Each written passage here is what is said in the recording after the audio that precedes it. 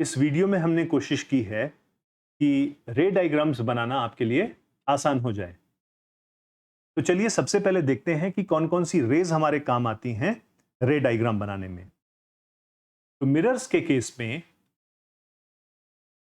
पहली रे है जो कि प्रिंसिपल एक्सिस के पैरेलल होती है, दूसरी रे जो कि सेंटर ऑफ कर्वेचर से जाती है, तीसरी जो प्रिंसिपल फोकस के थ्रू जाती है, और चौथी जो कि मिरर से रिफ्लेक्ट होती है पोल पर। लेंस के केस में दो रे से हमारा काम चल जाता है, एक रे जो कि प्रिंसिपल एक्सिस के पैरेलल है, दूसरी जो कि ऑप्टिकल सेंटर से होके पास होती है। इन रेस के हमने नाम रख दिए हैं। जो एक्सिस के पैरेलल जाती है उसको हम बोलेंगे ए, जो सेंटर ऑफ कर्वेचर से जाती है उसको हम बोलेंगे सी, फोकस से जो जाती है उसको बोलेंगे एफ, जो पोल से रिफ्लेक्ट होती है उसको हम बोलेंगे पी। लेंस के केस में ए तो आपको पता ही है, ओ जो कि ऑप्टिकल सेंटर से पास होगी। तो सबसे पहले इन चारों केसेस में concave mirror, convex mirror, concave lens, convex lens, इनमें हम वो केस देखते हैं जिसमें रेज इंफिनिटी से आ रही हैं। नेचुरली इसमें हम और कोई रे यूज नहीं कर सकते, सिर्फ उसी रे को यूज करेंगे जो कि प्रिंसिपल एक्सिस के पैरेलल है, तभी हमने ए का पेयर लिया है, डबल ए। इसमें भी double A and double A. अब हम सबसे पहले केस देखेंगे कॉनकेव मिरर का।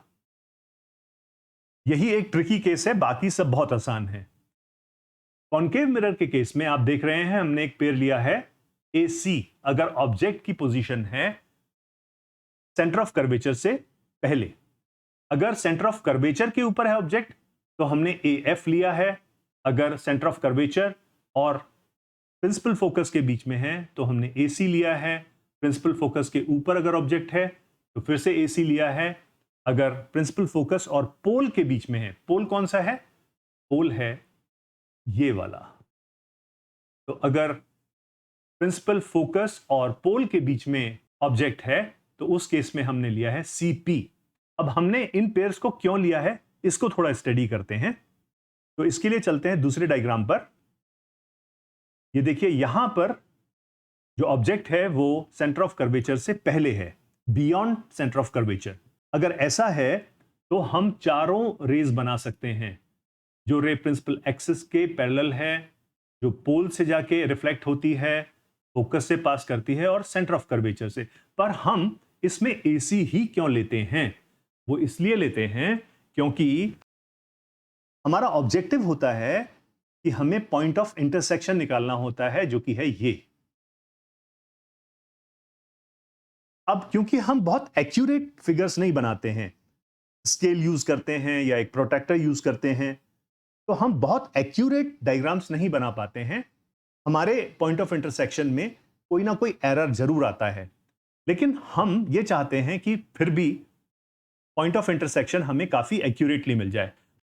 तो इसके लिए यह जरूरी है कि जो आपकी रेज हैं वो थोड़ी दूर हो एक दूसरे से, उनमें गैप हो। और ऐसी कौन सी दो रेज हैं, वो है जो कि प्रिंसिपल एक्सिस के पैरेलल आ रही है, और एक रे जो कि सेंटर ऑफ कर्वेचर से पास होगी और उसी रास्ते से लौट जाएगी, क्योंकि वो एक परपेंडिकुलर होगी इस टेंजेंट के ऊपर। लेकिन हम ये वाली रे भी ले सकते हैं और ये रे भी ले सकते हैं, पर प्रॉब्लम क्या होगी कि देखिए ये दोनों बहुत पास आ जाती हैं एक दूसरे के, और जो पॉइंट ऑफ इंटरसेक्शन है उसमें ज्यादा एरर आ सकता है। आप खुद सोचिए कि अगर हम ये वाली रे लेंगे जो कि प्रिंसिपल एक्सिस के पैरेलल है, वो यहां से आ रही है, फोकस से पास करेगी, और एक रे ले लेंगे जो सेंटर ऑफ कर्वेचर से आ रही है और वापस इसी रास्ते लौट जाएगी, तो इन दोनों रेज में काफी गैप है और ये जो पॉइंट ऑफ इंटरसेक्शन है बहुत क्लियरली हमको मिल जाएगा। चलिए दूसरा केस देखते हैं जिसमें ऑब्जेक्ट रखा हुआ है सेंटर ऑफ कर्वेचर पर।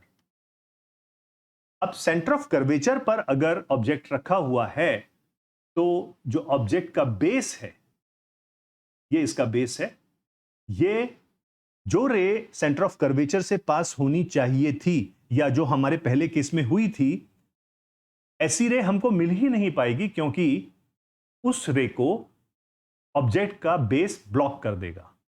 तो इसमें हमारे पास तीन ही रे बचती हैं, एक प्रिंसिपल एक्सिस के पैरेलल, एक जो पोल से रिफ्लेक्ट होगी और तीसरी जो कि फोकस पॉइंट से जाएगी। आप इनमें कोई भी दो रेज ले सकते हैं, पर अगेन इन दोनों रेज के बीच में बहुत कम गैप है। ये देखिए,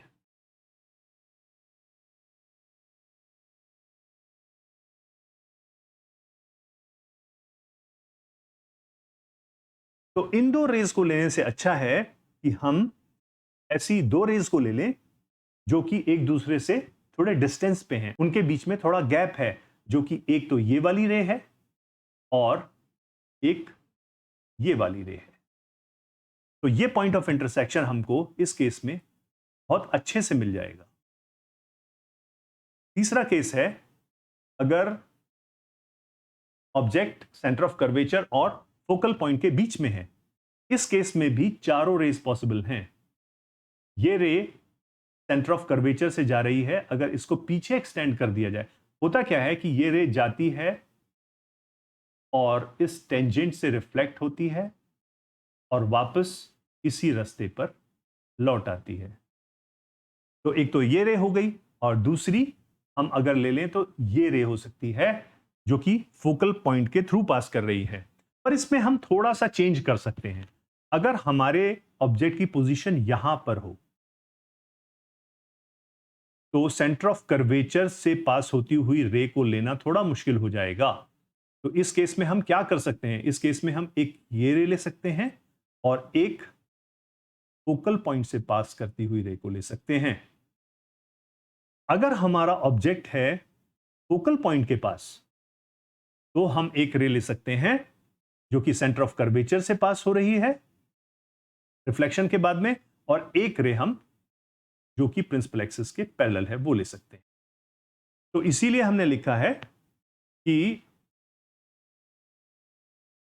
अगर ऑब्जेक्ट फोकल पॉइंट के पास है तो हम ये दो रेज ले सकते हैं, एक जो कि प्रिंसिपल एक्सिस के पैरेलल है और दूसरी जो सेंटर ऑफ कर्वेचर से जा रही है। और अगर ऑब्जेक्ट सेंटर ऑफ कर्वेचर के पास है तो हम ये दो रेज ले सकते हैं, अगेन एक रे जो कि प्रिंसिपल एक्सिस के पैरेलल है और दूसरी जो कि फोकल पॉइंट से जा रही है। तो इस केस में दो कॉम्बिनेशंस हम लेकर के पॉइंट ऑफ इंटरसेक्शन निकाल सकते हैं और उससे हमें पता चल जाएगा कि इमेज कहां पर बन रही है। और यह बात हम फिर से रिपीट करेंगे, आपको दो रेज ऐसी लेनी चाहिए जिनके बीच में गैप हो, जिससे कि आपको पॉइंट ऑफ इंटरसेक्शन क्लियरली मिल सके। चौथा केस है जिसमें कि फोकल पॉइंट के ऊपर ऑब्जेक्ट रखा हुआ है। अब इस केस में अगेन जो ऑब्जेक्ट का बेस है वो उस रे को ब्लॉक कर देगा जो कि फोकल पॉइंट से पास होनी चाहिए थी। तो इस केस में हमारे पास तीन ही रेज बचती हैं, एक जो कि सेंटर ऑफ कर्वेचर के थ्रू जा रही है, एक जो कि प्रिंसिपल एक्सिस के पैरेलल है और तीसरी जो कि पोल से रिफ्लेक्ट होती है। इनमें आप कोई भी कॉम्बिनेशन चूज कर सकते हैं, हम रिकमेंड करेंगे ए और सी। और जो पांचवा है हमारा केस वो है अगर ऑब्जेक्ट प्रिंसिपल फोकस और पोल के बीच में रखा हुआ है। यहां पर प्रॉब्लम यह है कि हम वो रे नहीं ले सकते जो कि प्रिंसिपल फोकस के थ्रू जाती है, क्योंकि उसके लिए हमें रिफ्लेक्टिंग सरफेस नहीं मिल पा रही है। तो इसमें हम एक रे ले सकते हैं जो कि सेंटर ऑफ कर्वेचर से जा रही है, दूसरी जो कि प्रिंसिपल एक्सिस के पैरेलल है और तीसरी जो कि पोल से रिफ्लेक्ट होती है। पर हम रिकमेंड आपको सेंटर ऑफ कर्वेचर और जो पोल से रिफ्लेक्ट होती है रे, उन्हीं दोनों को करेंगे। तो ऐसा नहीं है कि एक ही कॉम्बिनेशन बन सकता है रेज का, और कॉम्बिनेशंस भी बन सकते हैं। बस आपको ध्यान ये रखना है कि ऐसी रेज लें जो कि थोड़ी दूर हो, उनके बीच में गैप हो, जिससे कि आपको पॉइंट ऑफ इंटरसेक्शन और इमेज की पोजीशन थोड़ी एक्यूरेटली मिल सके। वापस अपनी टेबल पर चलते हैं।